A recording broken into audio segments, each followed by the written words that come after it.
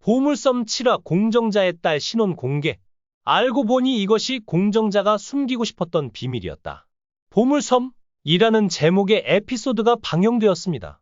이 에피소드는 동주에게는 너무 야만스러웠다고 생각합니다. 악마와 비슷하고 자신의 목적을 위해 무엇이든 할 의향이 있는 자들은 비밀번호를 알아내기 위해 동주의 언니를 그녀 앞에서 죽이는 것을 주저하지 않았습니다. 동주는 기억상실로 인해 언니 서연주를 알아볼 수 없는 상황을 겪고 있었지만 눈앞에서 끔찍한 사고를 당했다면 평생 그 트라우마와 함께 살아야 했습니다. 게다가 관련된 사람이 가족이라면 그 충격을 이해할 수 없었을 것입니다.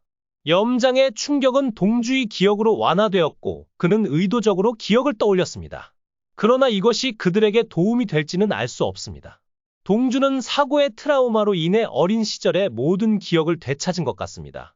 동주가 기억을 되찾은 후 가장 어려웠던 것은 자신이 누구와 친구이고 누구와 적인지 알아차리는 것이었습니다. 가끔은 상황의 타당성에 의문을 품어야 했습니다. 하지만 모든 기억이 돌아온 지금은 적과 아군을 구별할 수 있게 되었습니다.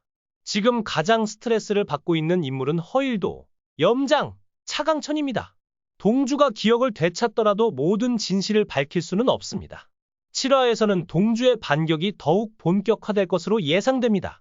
염장선 어떻게 그를 막을지 기대가 됩니다. 사실 염장선 카드가 몇 장 없는 듯합니다. 지금 가장 필요한 건 동주의 머리에 있는 스위스 은행 계좌의 비밀번호지만 그 비밀번호에 접근할 수 있는 사람은 동주뿐입니다. 상식적으로 상대를 이해하면 그와 성공적으로 싸울 수 있다는 것입니다. 염장선 동주의 기억이 돌아왔다는 것을 알아차리고는 그렇게 할 수 있습니다. 그래서 공격하거나 방어하기 어렵습니다. 반면 동주는 염장선 허일도의 약점을 꽤 정확하게 이해합니다. 염장은 자신이 넘지 말아야 할 경계를 넘어섰습니다. 최소한 누나 서연주와는 교류하지 말았어야 했습니다. 결국 그게 촉매가 되었고 지금은 동주를 막을 수 없는 듯합니다. 드라마 제목이 보물섬인 이유를 생각해보면 모든 열쇠가 동주에게 있기 때문입니다. 다가올 갈등은 너희 모두가 내게 의지해야 할 것입니다. 동주가 죽으면 그들이 원하는 돈은 없어질 테니 아무도 허락 없이 동주를 죽일 수 없습니다. 어쩌면 동주는 미리 계획했을지도 모릅니다. 그는 모든 것을 예측했을 것입니다. 하지만 동주의 행동을 보면 처음부터 이 장소를 버리고 싶지 않았던 듯합니다. 단순한 우연이 아니었습니다. 하지만 예상치 못한 변수가 하나 있었습니다. 허일도가 그를 욕할 터였습니다. 동주의 입장에서 보면 허일도가 승진해서 간과한 자신을 미워했을 것이라고 생각합니다. 하지만 실제로 죽이지는 않았을 것입니다. 또 다른 요인은 염장이 비밀번호 변경 사실을 예상보다 늦게 알게 된 것입니다. 동주는 자신이 왕위를 차지하고 있으니 염장선 쉽게 자신을 죽일 수 없을 가능성을 고려했을 것이고 본래의 목표는 염장선 무너뜨리는 것이었습니다. 동주가 염장의 손아귀에서 벗어날 수 있는 유일한 방법은 그에게서 권력을 빼앗는 것이었습니다. 그는 처음부터 두 가지 다른 계획을 가지고 있었던 듯합니다. 첫 번째는 염장에게서 20억 달러를 훔치는 것이었습니다. 사실 염장에게 가장 큰 권력의 원인은 그가 가진 막대한 돈이었습니다. 그의 숨겨진 자금이 없어진다면 그는 어떤 일에도 참여할 수 없을 것입니다. 허일도와 염장이 하나로 기능할 수 있었던 이유는 주로 돈과 권력 때문이었습니다. 유화를 살펴보면 허일도가 2조 달러를 잃자마자 염장에게서 곧바로 등을 돌릴 것임을 알 수 있을 것입니다. 두 번째는 노인과 그의 지지자인 노인들을 그의 동맹으로 끌어들이는 것이었습니다. 마지막 회에서 염장의 긴장감이 고조된 것은 노인에게 전화를 건 것 때문이었습니다.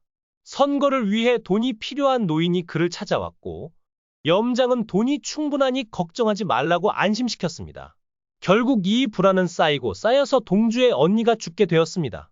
동주는 아마도 언니에게 직접 연락을 시도할 것입니다. 동주는 이미 언니의 연락처를 알고 있을 것입니다.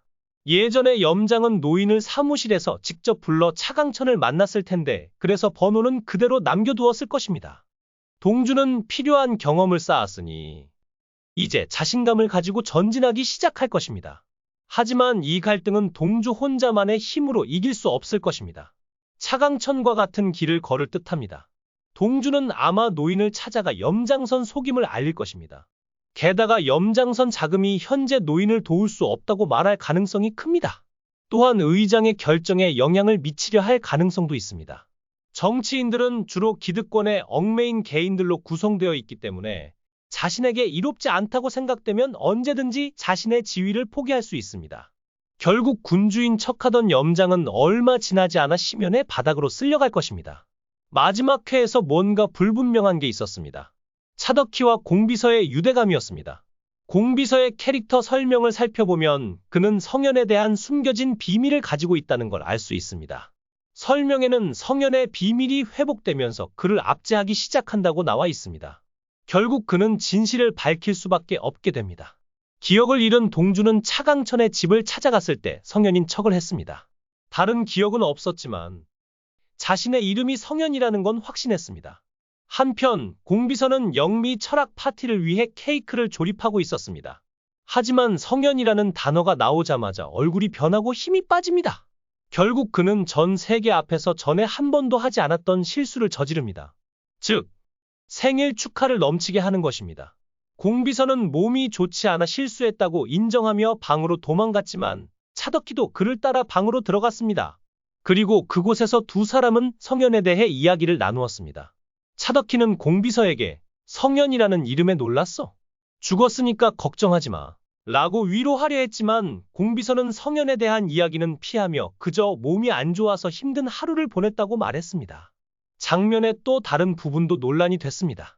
동주는 병원에서 납치당해 잔혹한 고문을 당했고 허일도는 그를 탈출시켜 차강천의 집으로 데려왔습니다. 놀란 차강천은 동주의 건강을 위해 토종닭 요리를 만들어 달라고 주방에 부탁했습니다. 또한 공비서는 성현 동주의 건강이 좋지 않다는 것을 알아챘습니다. 하지만 차덕희는 주방에 들러 공비서에게 먼저 죽을 만들어 달라고 부탁했습니다. 하지만 주방은 준비해야 한다 며 거절했습니다. 동주의 건강을 위해 토종닭을 먹으라고 차덕희가 제안하자 다음 날 일정을 짜서 죽을 쳤기로 해. 차덕희가 주방을 나간 후 현자옥은 스스로에게 말합니다. 흥미롭게도 차덕희는 공비서에 대한 걱정이 많은 듯합니다. 그리고 이해하기 어렵습니다. 게다가 차덕희는 평소에 냉정한 성격입니다.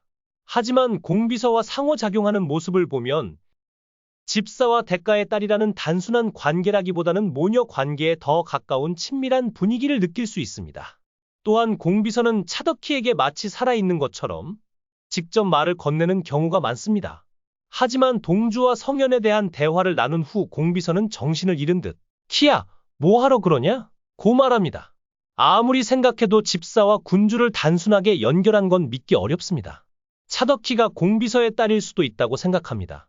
비선 공비서 은 원래 차대대 회장실에 근무하고 있었지만 차강 부인이 시집갈 때 무력해서 공비서가 대성가 차강천로 전근의 집사로 일하게 되었다는 기록이 있습니다. 하지만 이게 외적인 원인만으로 설명이 될까?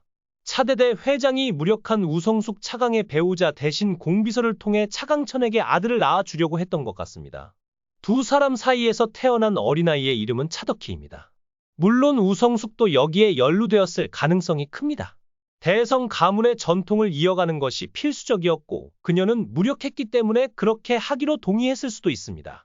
이것이 정확한 시나리오는 아니더라도 이들이 모녀일 가능성은 매우 분명합니다. 공비서가 차덕희의 부탁을 거절하지 못해 성현 동주을 죽이려 한 게 아니었나요? 하지만 결국 그들은 그를 죽일 수 없었던 듯 그를 교회로 끌고 왔습니다. 오늘 밤 영상은 여기까지입니다. 구독과 좋아요는 종종 도움이 됩니다.